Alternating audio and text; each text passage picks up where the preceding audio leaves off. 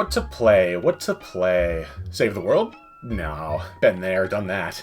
Save the princess? Nah, can't be bothered. Go on an epic adventure with friends both old and new, battling delinquents and aggressive animals as I try to stop an extraterrestrial monster hellbent on sending us all of reality to the horror of infinite darkness? Nah. No. You know what I want to do? I want to play in traffic.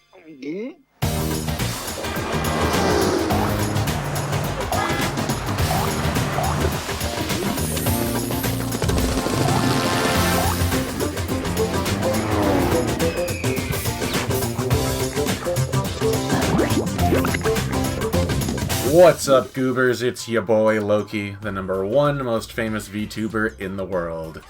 Don't go looking that up. Boy, the 80s were weird. While video games had existed in some capacity before then, mostly as glorified tech demos limited to research institutions, it wasn't until the advent of the arcade that they started to gain traction as a commercial industry. The arcade got its start in the late 1960s, but its golden age started in 1978 with the release of Space Invaders, and would last far into the 80s, finally dying out as home consoles like the Atari 2600 and Nintendo Entertainment System became more affordable. While it lasted, this was not an era of sweeping landscapes, living worlds, and gameplay centered on immersion and realism. No, this was gaming's infancy, a time in which developers would slap together any crazy random idea they could concoct and throw it at the wall to see what would stick.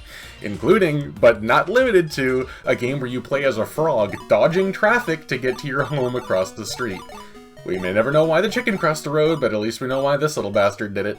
And he's been doing it for over 40 years now! When I decided I was going to make a video about Frogger, I thought for like 1 second, sure, I'll cover all the games. How many could there be? A lot, apparently. There's like 40 of them, including one game, Frogger in the Rumbling Ruins, that came out as recently as 2022.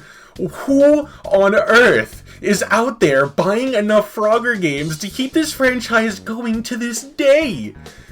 Are you alright? Do you need help? Are you okay? In any case, there's no way I'm going through all of that. I'll just cover the couple of Frogger games I remember playing back on the PS1, starting with Frogger, He's Back. Or, He's Back!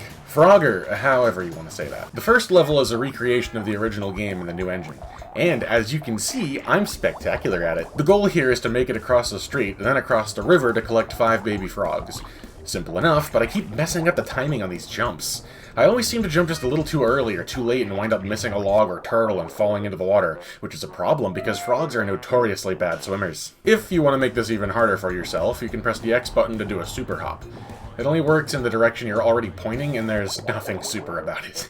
It covers the same distance you'd travel just by pressing the D-pad, and it's a little bit slower in exchange for an extra 10 points per super hop. I don't really think this was a worthwhile addition.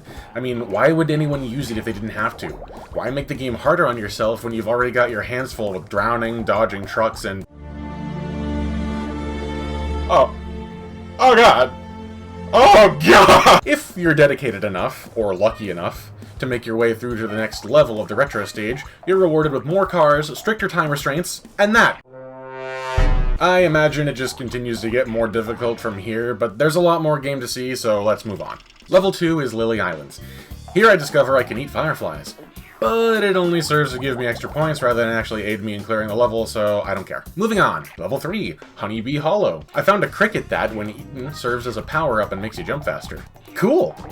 I also found bees that chase you and sting you, killing you in one hit. Not cool! Good gravy, does this game even want to be played?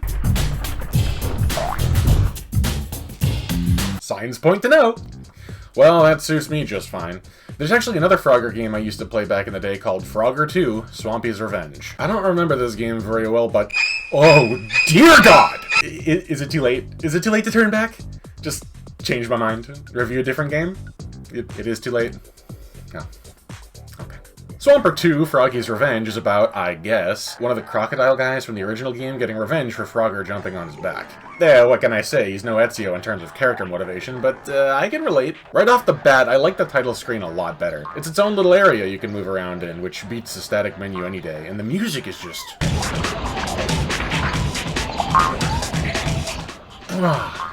Oh. Hey, this one's actually not that bad. This time around is a tutorial level, which not only explains your objective in plain English, but also informs you of the new mechanics. In the last game, I found the Super Hop and Slurp abilities pretty much by accident. But Swampy's Revenge actually tells you about the Super Hop, the Slurp, and the Double Jump, as well as what they're for. And I actually kind of like these new mechanics.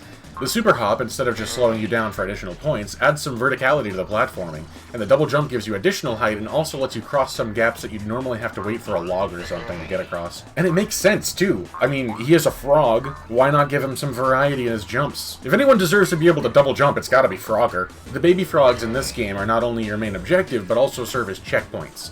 I can see why anyone who was a fan of the challenge in the original Frogger might be upset by this, but since the levels are more linearly built this time around, I like this touch. If not for the checkpoints, it could get awfully tedious trying to rerun the whole level each time you lose a life, with the distance getting greater the more progress you made when you died. There definitely is a difficulty spike after level 1, but in this game you get a much more forgiving 5 lives per level as opposed to the original game's 3. That, along with the checkpoints, makes for a challenging but reasonable platformer. Swampy's Revenge builds off its predecessor's foundation with satisfying new mechanics that add just the right amount of meaningful depth to the traversal and platforming, which is not something I thought I'd ever be saying about a Frogger game.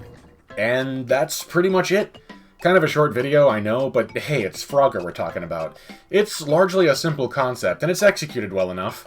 Well enough to justify another 39 games after the original, so there's not much to say about it. As far as games from this era go, you can definitely do better in terms of story, but Frogger is a decently fun way to pass the time, with Swampy's Revenge actually being my preferred title out of the two. Anyway, that's all from me, so I'll see you guys next time.